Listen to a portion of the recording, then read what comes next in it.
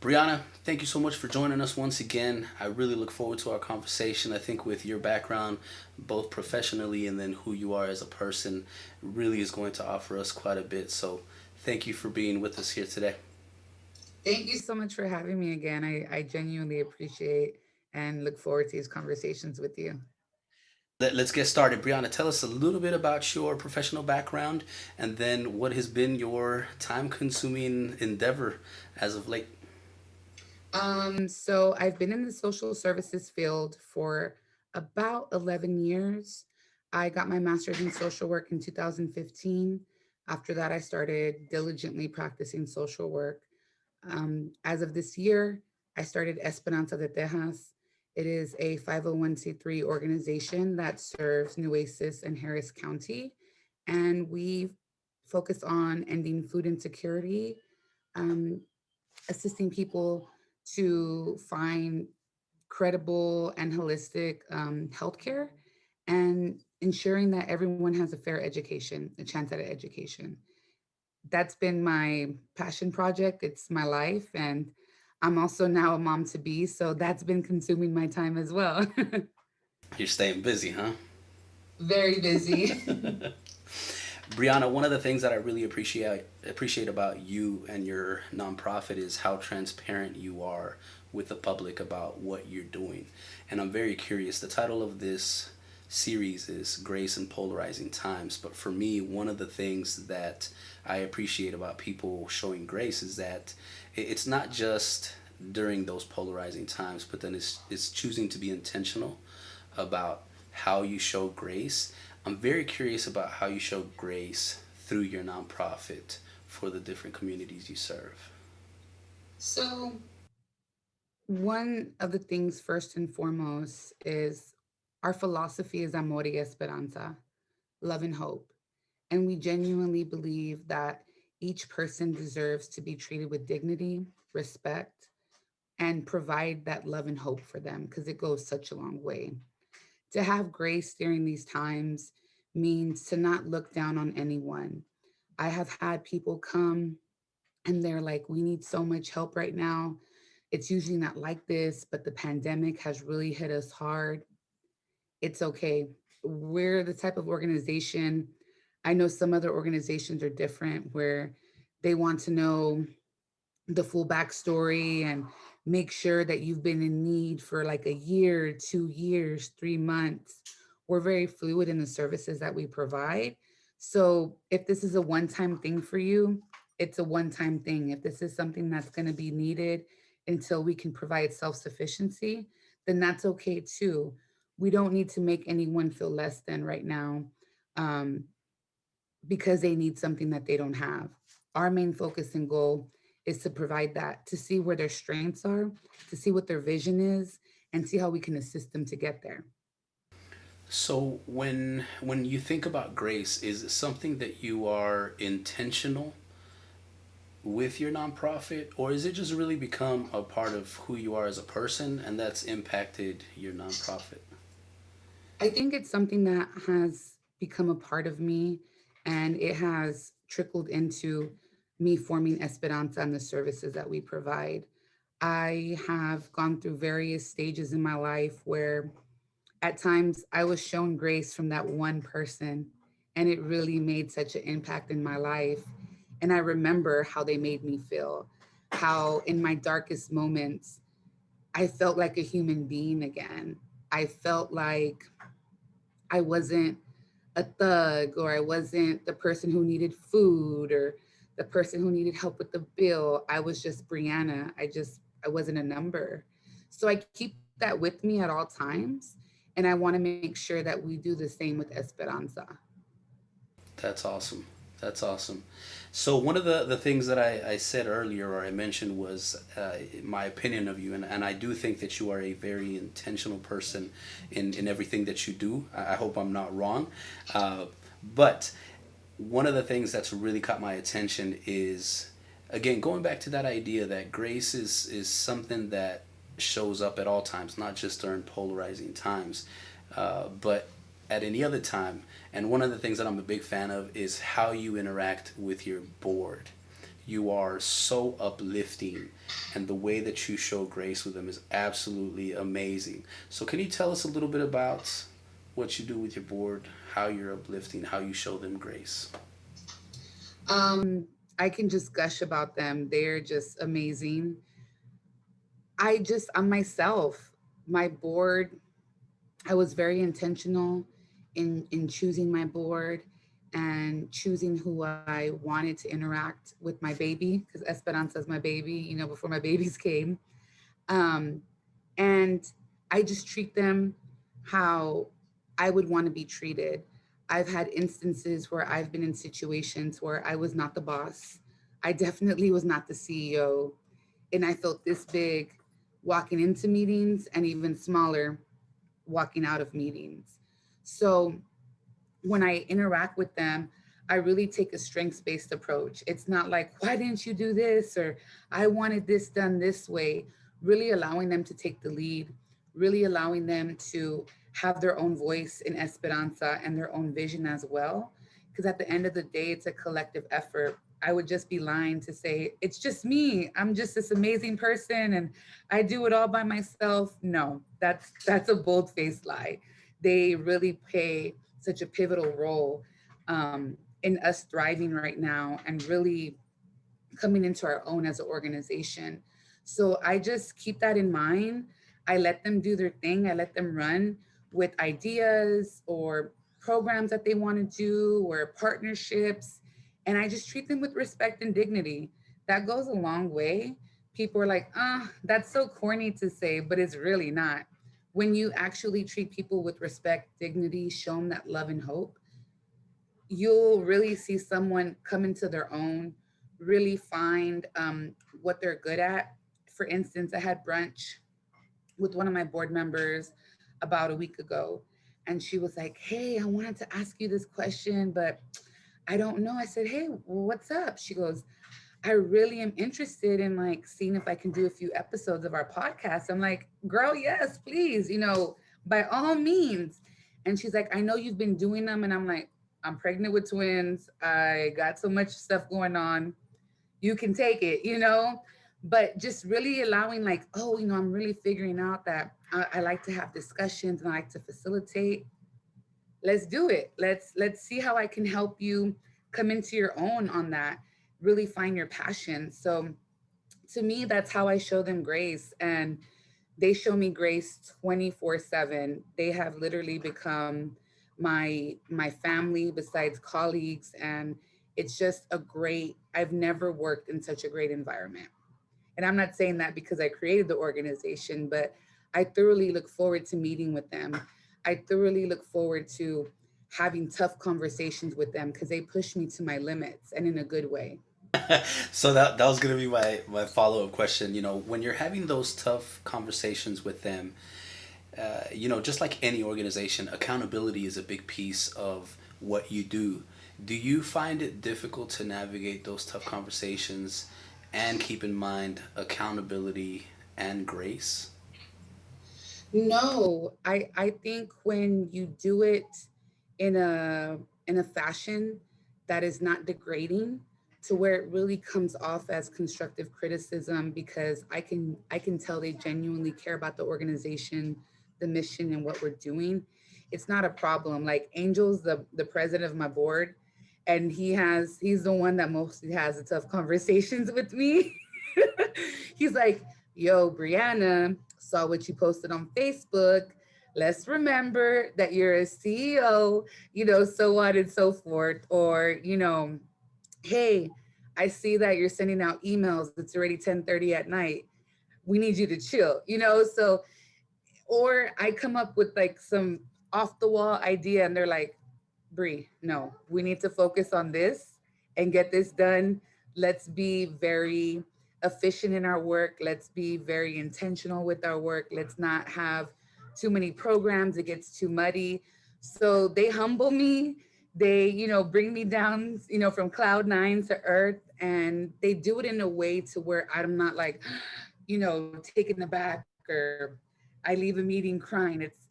It's great. I don't have a problem with that at all.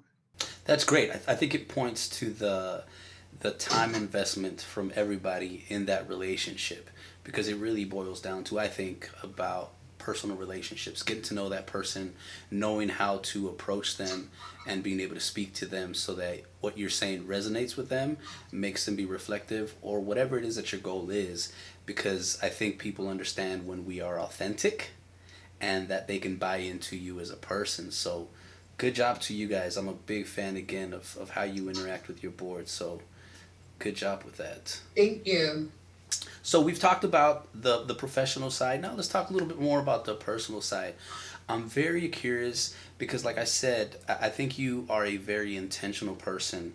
And going back to the series title of Having Grace in Polarizing Times, I really want to hear about you being very intentional about how you choose to show grace to those people around you, because I am aware that there have been people that you've had to just, you know, stay away from or put boundaries up. Tell us about that. So obviously, we know right now's political climate and just racial climate tensions have been at an all-time high. Um, like I mentioned earlier, I'm so happy. I'm pregnant with twins, and it has been some of the happiest times of my life, and at the same time, it has been some of the saddest because my husband's black, so I'm going to have biracial children.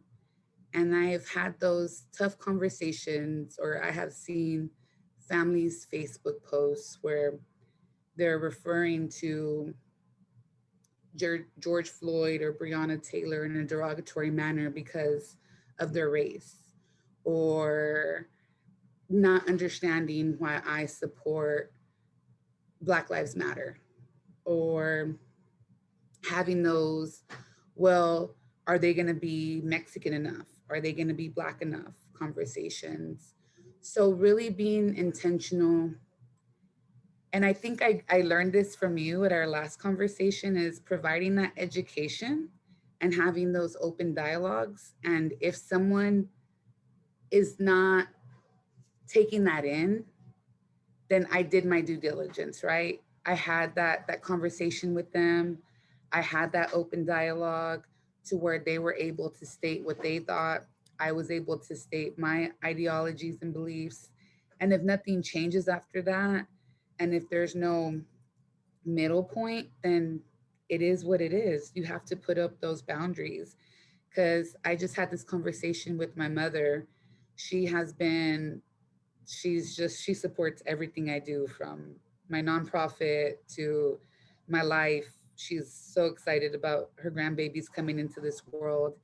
And one thing that I love about her is we've been able to have conversations to where it's like, hey, let's not use that word because that word, offends me.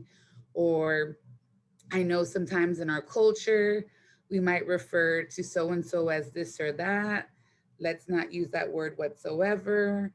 Or her asking questions, which I love, like, so are the twins going to be Afro Latinos, or what do we call them? Like, she's just so excited. She's been educating herself, like, on HBCUs. Like, are we going to send them to, Howard or TSU? Like, she's just like so excited. And I love that she's taking the time to educate herself and immerse herself in a whole nother culture that she's not familiar with, because now she's going to have these grandchildren who are going to be biracial. And she's like, so we got to teach them Spanish. And she like came home the other day with books on like MLK, Cesar Chavez, Malcolm X, and like, I just want to teach them about everything. But then there's also been those family members that are like, well, racism doesn't exist. Oppression doesn't exist. So what are you worried about? Why are you so concerned? So for me, finding that balance and finding that peace, having those open dialogues like you so graciously taught me. And if I'm at a point in my life where if they can't meet me halfway or provide some education on why they feel a certain way about this, then boundaries have to go up. And my children come first. You know, I'm just at that point in my life where I want them to have a safe space, because we all know how the world can be.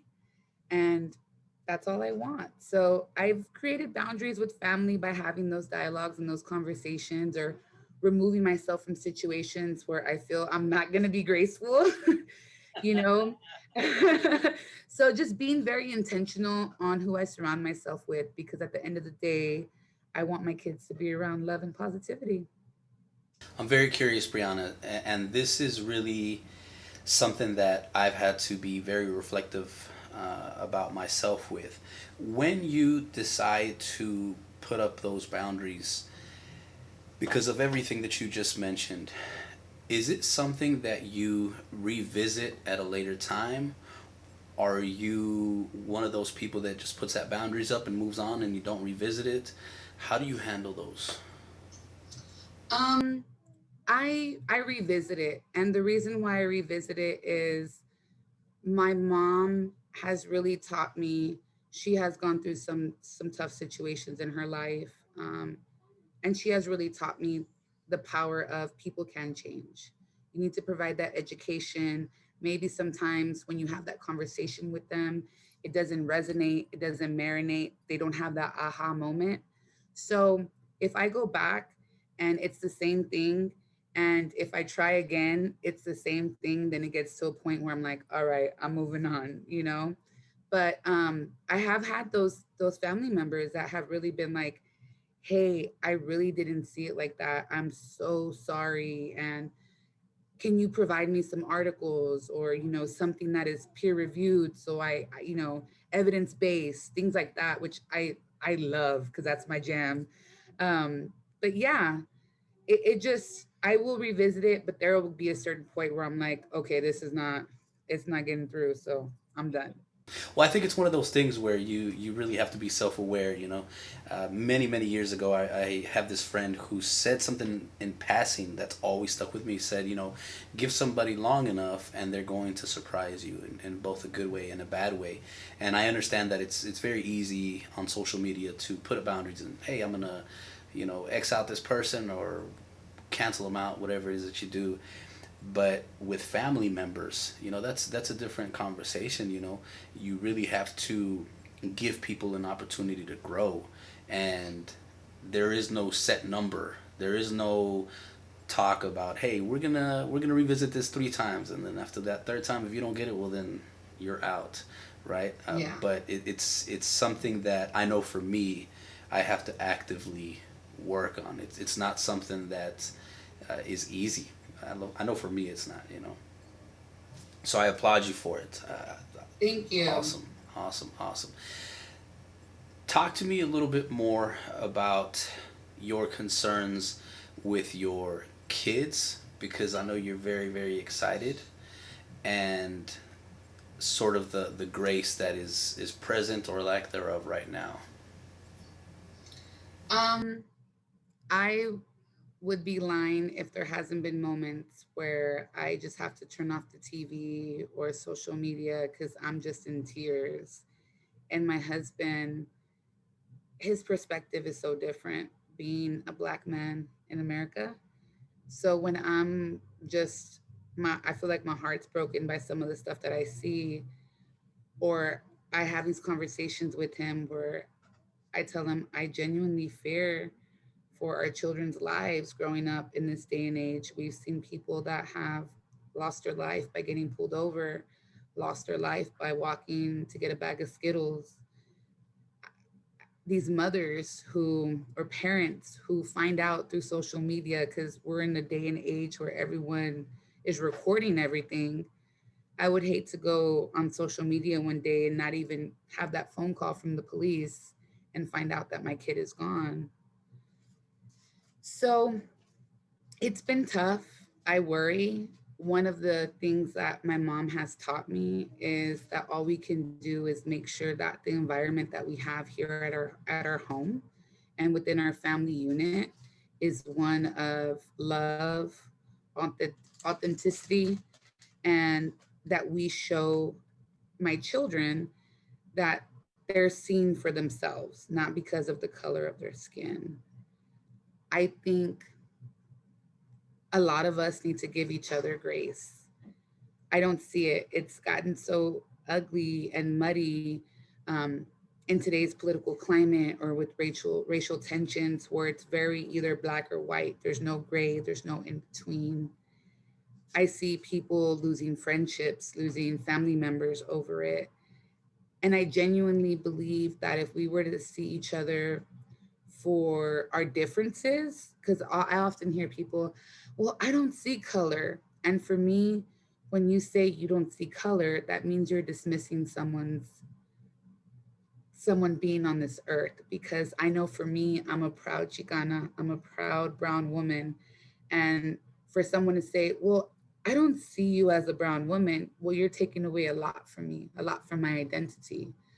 So, if we were to really take the time to understand each other and see how we identify and how much that means to us, and how much certain people immerse themselves in their culture, that we could come together collectively and end a lot of hate in this world and be graceful to one another and just see each other as human beings who are different. Let's go back to the name of your nonprofit. You know, the word hope is in there. We've just Yes. had very difficult conversations. What is it that you are hopeful for that allows you to think that, hey, we can be graceful? I am hopeful that myself, my board, my colleagues, that we will make just the slightest difference and impact in this world. I just did a conversation for Texas A&M Corpus Christi, and I said, I don't know if I'm going to make a global impact. I don't know if that's possible. But if I can make an impact in my barrio, in my hood, in my community, I've done my part. I feel like I've done my part. What I'm hopeful for is the same stuff that Martin Luther King said, that one day my children will not be judged by the color of their skin, but by the content of their character. And that goes for everyone. That one day we will all be graceful. We'll have that love and hope, that we're spreading it to each other, that it's not something that is fake. Because that's one thing that I've seen lately is like, you see people, they're a certain way when they're at work or in the community, but then they get behind closed doors and it's a whole nother story. Being your authentic selves at all times and loving that self. And that's what I'm hopeful for. I'm hopeful that we as society will get to a point to where differences are not a bad thing.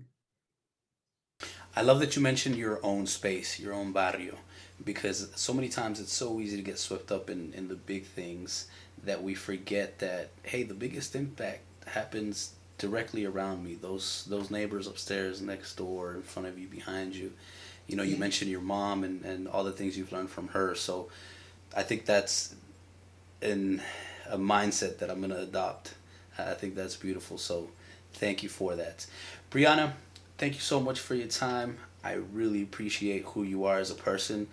Keep shining that light on the world. I am behind you 100%. Thank you, Gabriel. And I really appreciate the raw and open dialogues that you have with people from various backgrounds.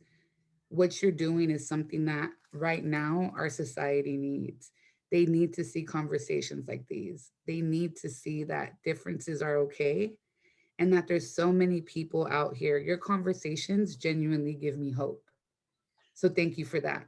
Thank you. That makes me feel nice inside. Thank you. I appreciate them. That's humbling. So thank you.